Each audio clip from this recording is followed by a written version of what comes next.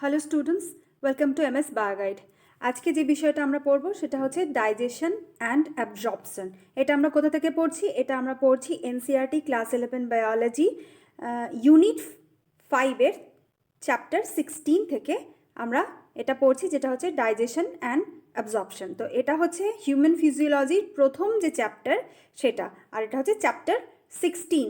আর এই টপিকের আন্ডারে, এই চ্যাপ্টারের আন্ডারে আমাদেরকে বেশ কয়েকটা সাব টপিক রয়েছে। সেই সাব টপিকগুলো আমাদেরকে পড়তে হবে। সেগুলো কি কি? এই ডাইজেশন অ্যান্ড অ্যাবজর্পশনের আন্ডারে যে সমস্ত সাব টপিকগুলো রয়েছে সেগুলো কি কি রয়েছে? সেগুলো রয়েছে ডাইজেস্টিভ সিস্টেম। ডাইজেস্টিভ সিস্টেম সম্বন্ধে আমাদেরকে পড়তে হবে। ডাইজেস্টিভ সিস্টেমে কি কি রয়েছে? এলিমেন্টারি ক্যানাল রয়েছে, ডাইজেস্টিভ সিস্টেমের রয়েছে ডাইজেস্টিভ গ্ল্যান্ড। এই সম্বন্ধে আমরা বিশদে পড়ব।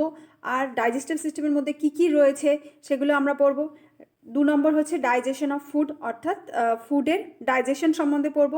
আর অ্যাবজর্পশন অফ ডাইজেস্টেড প্রোডাক্ট, যে ফুডের ডাইজেশন হয়ে যাচ্ছে তার অ্যাবজর্পশন, অর্থাৎ শরীরের মধ্যে তার শোষণ, সেটা সম্বন্ধে পড়ব। আর পড়ব ডিসঅর্ডার্স অফ ডাইজেস্টিভ সিস্টেম, অর্থাৎ ডাইজেস্টিভ সিস্টেমের মধ্যে কোনো ডিসঅর্ডার হলে, কোনো ম্যালফরমেশন, ম্যালফাংশন হলে কি কি সমস্যা দেখা দিতে পারে সেই সম্বন্ধে আমরা পড়ব। আর আজকে আমরা পড়ব শুধুমাত্র ইন্ট্রোডাকশনটা আমরা পড়ব। এই চ্যাপ্টার 16-এর যে বিষয়টা রয়েছে ডাইজেশন অ্যান্ড অ্যাবজর্পশন, এর যে ইন্ট্রোডাকশন, একটা ছোট ইন্ট্রোডাকশন অবশ্যই কোনো বিষয় শুরু হওয়ার আগে কিন্তু থাকা উচিত, আমাদের জানা উচিত। তো সেই ইন্ট্রোডাকশন সম্বন্ধে আমরা পড়ব। আর এই ইন্ট্রোডাকশনটা আমরা কোথা থেকে নিয়েছি? সেটা হচ্ছে আমাদের এনসিইআরটি ক্লাস 11 বায়োলজি ইউনিট 5 থেকে নিয়েছি, যেটা হচ্ছে কি হিউম্যান ফিজিওলজি। আর যেটা এই যে টপিকটা, যেটা হচ্ছে কি যে ডাইজেশন অ্যান্ড অ্যাবজর্পশন, কিসের ডাইজেশন এবং কিসের অ্যাবজর্পশন, ফুডের ডাইজেশন এবং ফুডের ডাইজেস্টেড ফুডের অ্যাবজর্পশন সম্বন্ধে আমরা জানবো। ফুড হচ্ছে কি আমাদের যে কোনো প্রাণী এবং উদ্ভিদের হচ্ছে কি বেসিক যে রিকোয়ারমেন্ট, সেটা হচ্ছে কি যে ফুড। কারণ আমাদের জীবনে যে বিভিন্ন ধরনের কাজ আমরা করে থাকি, সেই কাজ করার জন্য তো শক্তির প্রয়োজন হয়। সেই শক্তিটা কোথা থেকে আসে? সেই শক্তিটা আসে খাবারের থেকে। আর আমাদের যে শরীরটা গঠিত হয় সেটাও হচ্ছে খাবারের থেকে পুষ্টি নিয়েই কিন্তু আমাদের শরীরটা গঠিত হচ্ছে। আমাদের জন্মানোর সময় আমাদের শরীরের আকার একরকম থাকে, যখন আমরা বড় হয়ে যাই তখন আমাদের শরীরের আকার আকৃতি অনেকটা বেড়ে যায়, পরিবর্তন হয়ে যায়। সেটা কোথা থেকে আসে? বডি মাসটা কিভাবে বেড়ে যাচ্ছে? সেটা ফুড থেকেই কিন্তু, নিউট্রিশন নিয়েই কিন্তু সেটা সম্ভব হচ্ছে। তো ফুড হচ্ছে কি একটা বেসিক রিকোয়ারমেন্ট, যে কোনো অর্গ্যানিজমের বেসিক রিকোয়ারমেন্ট। আর এই ফুডেরই ডাইজেশন এবং অ্যাবজর্পশন আমাদেরকে পড়তে হচ্ছে। কারণ এই যে ফুডটা আমরা গ্রহণ করছি, যে খাবারটা আমরা গ্রহণ করছি, সেটা কিভাবে তার পাচন হচ্ছে, কিভাবে সেই পাচিত খাবার আমাদের রক্তের মধ্যে মিশে যাচ্ছে এবং আমাদের শরীরে এনার্জি যোগাচ্ছে, আমাদের শরীরকে পুষ্টি যোগাচ্ছে, কিভাবে সেগুলো হচ্ছে, সেই সমস্তই কিন্তু আমরা এই চ্যাপ্টারের মধ্যে পড়বো। তো ইন্ট্রোডাকশনের মধ্যে কি বলেছে? ইন্ট্রোডাকশনের মধ্যে আমরা বলেছি, যেটা বলেছে সেটা আমরা লাইন বাই লাইন আমরা দেখে নেব। ইন্ট্রোডাকশনের মধ্যে কি বলেছে? Food is one of the basic requirement of all living অর্গ্যানিজম। Food হচ্ছে কি যে বেসিক রিকোয়ারমেন্ট, প্রত্যেকটা প্রাণী যে কোনো যেটা অর্গ্যানিজম, প্রত্যেকটা অর্গ্যানিজমের প্রথম যে চাহিদা সেটা হচ্ছে কি জৈবিক চাহিদা, সেটা হচ্ছে কি যে খাদ্য গ্রহণ না করলে কিন্তু জীব কি হবে? জীবের মৃত্যু হয়ে যাবে। তাহলে বেসিক যে জৈবিক যে চাহিদা সেটা হচ্ছে কি যে food. The major components of our food are carbohydrate, proteins and fat. আমরা যে সমস্ত খাদ্য গ্রহণ করছি, সেই সেই খাদ্যের যে কম্পোনেন্টগুলো কী কী, অর্থাৎ খাদ্যের মধ্যে কী কী জিনিস থাকে, কী কী থাকছে? কার্বোহাইড্রেট থাকছে, প্রোটিন আর ফ্যাট থাকছে। Vitamins and minerals are also required in small quantities. Vitamin এবং মিনারেলও কিন্তু অল্প মাত্রায় আমাদের শরীরের মধ্যে কিন্তু প্রয়োজন হয়ে থাকে। আমরা তো যেটা পড়ছি যেটা হচ্ছে কি হিউম্যান ফিজিওলজি পড়ছি, তো আমাদের হিউম্যানদের ক্ষেত্রেই এটা হিউম্যানদেরকে ধরেই কিন্তু আমাদেরকে বিষয়টা এগোতে হবে এবং বিষয়গুলো জানতে হবে। তাহলে ভিটামিনও লাগছে এবং মিনারেলসও লাগছে। এগুলো হচ্ছে কি যে ইনঅর্গ্যানিক মেটেরিয়াল, এগুলো হচ্ছে কি মিনারেলস, আবার জলও লাগে, জল, মিনারেলস, এগুলো হচ্ছে কি যে ইনঅর্গ্যানিক মেটেরিয়াল। ফুডের মধ্যে কিছু ইনঅর্গ্যানিক মেটেরিয়ালও থাকে, আবার কিছু অর্গ্যানিক মেটেরিয়ালও থাকে। Food provides energy and organic materials for growth and repair of tissue। তাহলে ফুড কী করছে, আমাদেরকে শক্তি যোগাচ্ছে আর আমাদের বডি মাসের বৃদ্ধি করছে ফুড, আর কি হচ্ছে আমাদের গ্রোথ করছে, আমাদের বৃদ্ধি ঘটাচ্ছে। আর কোনো জায়গায় যদি ক্ষত সৃষ্টি হয়ে যায়, সেই ক্ষত কোনো টিস্যুর মধ্যে যদি ক্ষত সৃষ্টি হয়ে যায়, তাকে রিপেয়ার করতে সাহায্য করছে এই খাদ্য। The water we take in plays an important role in metabolic process and also prevents dehydration of body।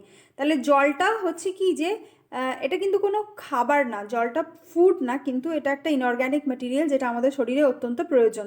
কারণ শরীরের মধ্যে বিভিন্ন মেটাবলিক অ্যাক্টিভিটি যে সমস্ত রয়েছে, সেই প্রসেসগুলো হওয়ার জন্য কিন্তু জল অত্যন্ত জরুরি। জল যদি আমাদের শরীরের মধ্যে না হয়, তাহলে আমাদের রেচন ক্রিয়া ব্যাহত হবে, আমাদের সংবহনতন্ত্র ব্যাহত হয়ে যাবে, আমাদের যেটা হচ্ছে ব্লাডের বেশিরভাগটাই হচ্ছে কি যে জল। তাহলে জল খুবই প্রয়োজন আমাদের শরীরে। জল যদি না থাকে তাহলে আমাদের শরীরে কি ডিহাইড্রেশন দেখা যাবে। আর biomolecules in food cannot be utilized by our body in their original form। যে সমস্ত বায়োমলিকিউলস রয়েছে, যেমন হচ্ছে কার্বোহাইড্রেট, প্রোটিন, ফ্যাটস, এগুলো হচ্ছে কি যে বায়োমলিকিউলস, এগুলো হচ্ছে কি যে এরা অরিজিনাল ফর্মে কিন্তু আমাদের শরীরে কিন্তু অ্যাবজর্ব হতে পারে না। এইগুলো পাচিত হয়ে খুবই সিম্পল ফর্মে পরিণত হয়, আর সেই সিম্পল যে ফর্মটা সেটাকেই বডি অ্যাবজর্ব করে। They have to be broken down and converted into simple substance in the digestive system।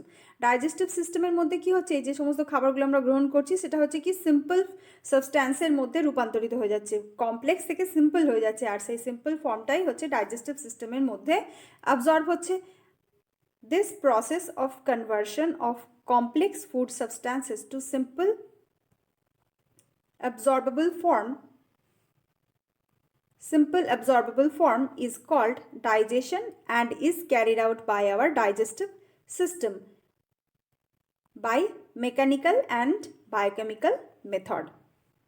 তাহলে এই যে কমপ্লেক্স ফুডটা আমরা গ্রহণ করছি আমাদের ডাইজেস্টিভ সিস্টেমের মধ্যে, সেটা হচ্ছে সিম্পল ফর্মে পরিণত হচ্ছে। কীভাবে পরিণত?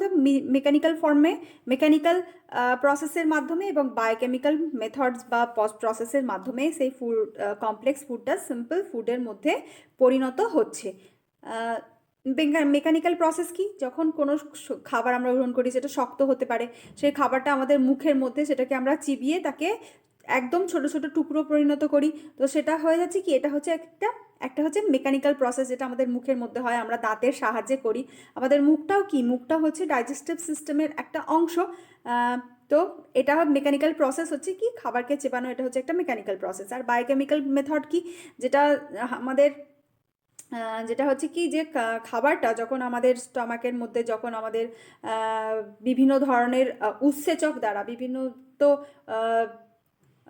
যেটা হচ্ছে কি যে ডাইজেস্টিভ গ্ল্যান্ড রয়েছে, সেখান থেকে বিভিন্ন ধরনের উৎসেচক নিঃসৃত হচ্ছে, সেই উৎসেচকের সাহায্যে যখন সেই খাবারটা একদম সিম্পল ফর্মে পাচিত হচ্ছে, সিম্পল ফর্মে কনভার্ট হয়ে যাচ্ছে, তো সেইটা হচ্ছে বায়োকেমিক্যাল মেথড। কারণ সেখানে বিভিন্ন এনজাইম, বিভিন্ন হরমোনস কিন্তু ইনভলভ থাকে, সেজন্য এটা হচ্ছে একটা বায়োকেমিক্যাল মেথড। তাহলে ডাইজেশন অ্যাবজর্পশন, এটা হচ্ছে কি, ডাইজেশনটা mechanical as well as biochemical একটা যে প্রসেস এর মধ্যে ইনভলভ থাকে।